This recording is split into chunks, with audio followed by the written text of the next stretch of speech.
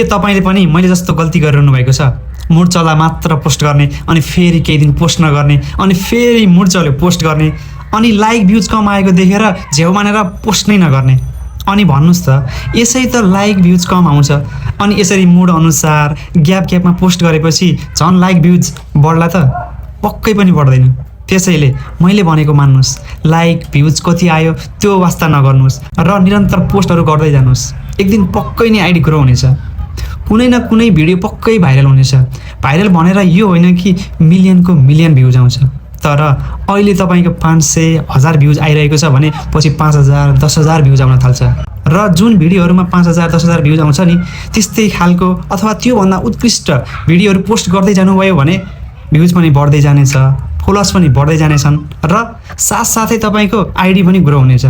त्यसैले आजैदेखि निरन्तर पोस्टहरू गर्दै जानुहोस् र अन्तिममा म पनि तपाईँहरू जस्तै सानो युजर हो, त्यसैले मलाई पनि फलो गर्दै गर्नुहोला।